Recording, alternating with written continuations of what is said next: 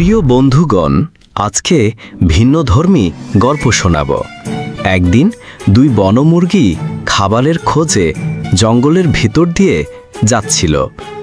কিছু দূর যাওয়ার পর তারা দেখে তাদের সামনে একটি শিয়াল দাঁড়িয়ে আছে।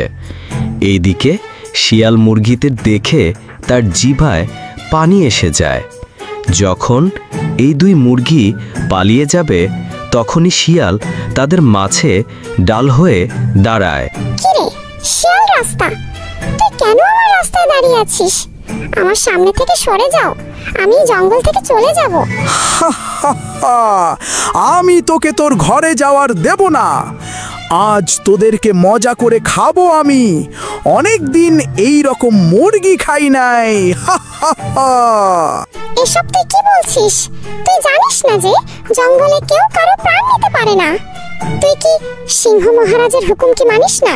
সিংহ মহারাজকে বলে দেব তুই আমার সাথে এরকম করতে শেষ। আরে রাখ তোর সিংহ মহারাজের কথা। আমি যে তোকে খাবো সিংহ মহারাজ দেখবে নাকি? আর তোকে খেয়ে ফেললে সিংহ মহারাজ তো বুঝতেই পারবে না। আর তুই কিভাবে বিচার দিবি? চিৎকার কণ্ঠে, আরে কেউ কি আছো? জঙ্গলের ভিতরে আরো কেউ কি আছো?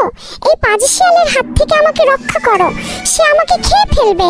আল্লাহর রহমতে কেউ আমাকে সাহায্য করো। কেউ আসবে না তোকে বাঁচাতে। এই নির্জন জায়গায় আজ তোকে আমি খাবোই খাবো। আমার হাত থেকে তোকে কেউ বাঁচাতে পারবে না।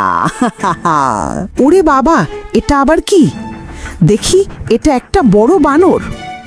আজ তুই বানরের কারণে বেঁচে গেলি, আরেকদিন তোকে সুযোগ পেলে ধরবো। সেদিন তোকে কেউ আর বাঁচাতে পারবে না আমার হাত থেকে।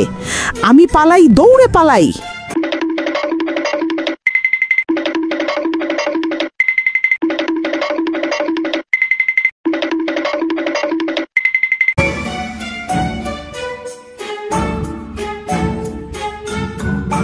কিরে মুরগির দল, শিয়াল কি তোদের খেতে চাইছিল?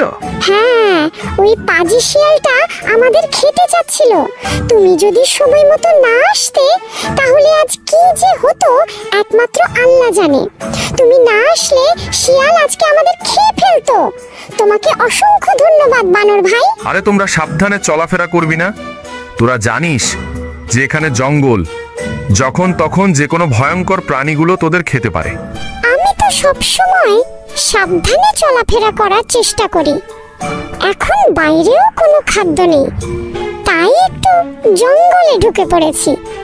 শিয়াল তো আমাকে বলে গেল আমাকে একা পেলে নাকি সে খেয়ে ফেলবে। আমার তো অনেক চিন্তা হচ্ছে, মনে হয় না খেয়ে মরতে হবে। আল্লাহ, তুমি আমাদের রক্ষা করো। আরে মুরগির দল, তোরা চিন্তা করিস না। তোমরা গিয়ে সিংহ মহারাজের কাছে বিচার দিয়ে আয়। সে নিশ্চয়ই কোনো না কোনো একটা ব্যবস্থা করবেই, ইনশাআল্লাহ। আচ্ছা বানর ভাই, তোমাকে অসংখ্য ধন্যবাদ আমাকে সাহায্য করার জন্য। ঠিক আছে, তাহলে আমি সিংহ মহারাজের কাছে যাই। সিংহ তার গুহায় বসে আছে, মুরগি সেখানে আসে। কিরে মুরগি, এখানে কি মনে করে এলি? কোনো দরকার নাকি? জি মহারাজ, আমাদের জঙ্গলে যে শিয়াল আছে সেই শিয়াল আমাকে আজ খাওয়ার জন্য আমার পথ আটকেছিল। জানেন মহারাজ, সময় মতো বানর ভাই এসে আল্লাহর রহমতে আমাকে রক্ষা করছে। কিন্তু শিয়াল যেতে যেতে আমাকে অনেক কিছু বলে যায়। বলে যে পরের বারে দেখা হলে তোকে আমি খেয়ে ফেলবো। আমার তখন খুব ভয় হচ্ছে। আমি তো ছোট মানুষ, যখন তখন সে আমাকে খেয়ে ফেলবে।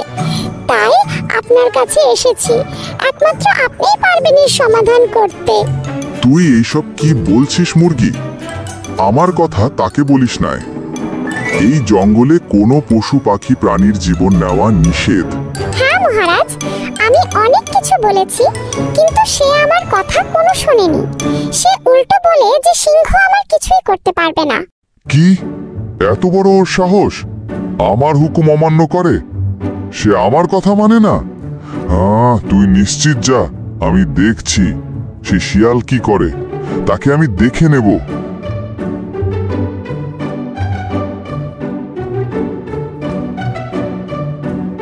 শিয়াল বেটা আমার কথা অমান্য করে এসব কিছু মানুষকে বলতেছে। তাকে এখন ডাকতে হবে, দেখি কি হয়। সিংহ রাগান্বিত হয়ে গুহা থেকে বের হয়ে আসে, একটি পাখিকে ডাকে।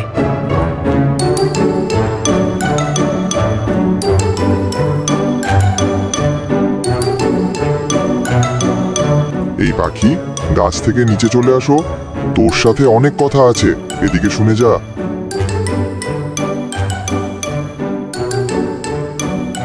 কি হয়েছে মহারাজ, আমাকে যে ডাকেন?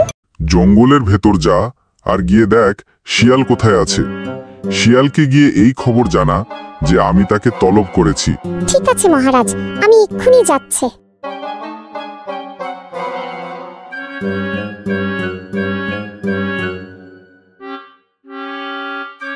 শিয়াল, এই শিয়াল, ওই বেটা আজকে যে ঘুম দিয়েছে মনে হচ্ছে অল্প ডাকে টের পাবে না।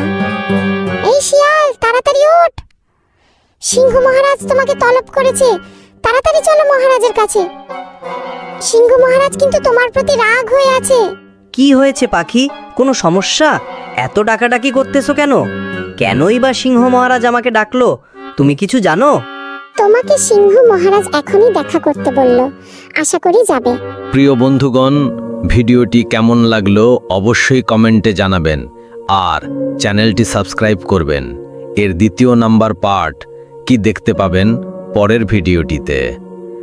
সকলে ভালো থাকবেন, সুস্থ থাকবেন।